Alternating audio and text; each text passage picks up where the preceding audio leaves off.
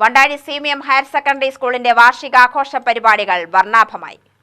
Alathur MP K Radhakrishnan ഉദ്ഘാടനം ചെയ്തു.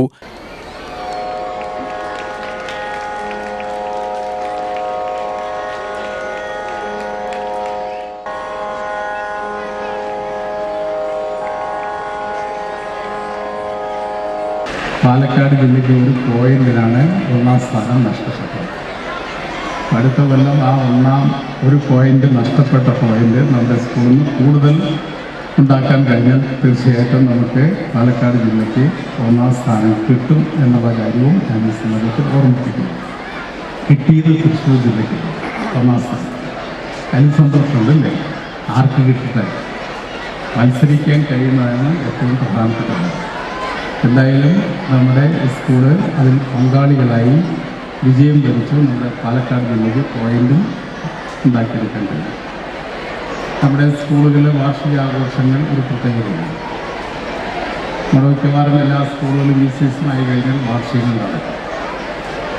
ഏകദേശം ഒരു വർഷക്കാലം നടത്തിയ പ്രവർത്തനങ്ങളുടെ അവലോകനവും അതോടൊപ്പം തന്നെ രക്ഷകർത്താക്കളും കുട്ടികളും എല്ലാം കൂടിച്ചേരുന്ന ഒരു ചടങ്ങായിട്ടാണ് എല്ലാ സ്കൂളുകളിലും ഈ വാർഷികാഘോഷങ്ങൾ ഉണ്ടാകുന്നത്. തീർച്ചയായിട്ടും അത് നമ്മുടെ വിദ്യാഭ്യാസ മേഖലയിൽ വലിയ മുന്നേറ്റം ഉണ്ടാക്കിയെടുക്കാൻ കഴിയുന്നു.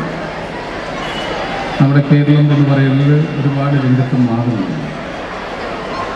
നമുക്ക് അഭിമാനിക്കാൻ കഴിയുന്ന ഒരുപാട് നേട്ടങ്ങൾ നമ്മൾ ഉണ്ടാക്കി എന്ന് പറയുമ്പോൾ അതിൻ്റെ പിന്നിൽ പ്രധാനപ്പെട്ട കാര്യം നമ്മുടെ എല്ലാ പാവപ്പെട്ട കുട്ടികൾക്കും പഠിക്കാനുള്ള അവസരമുണ്ടായി എന്നതാണ്.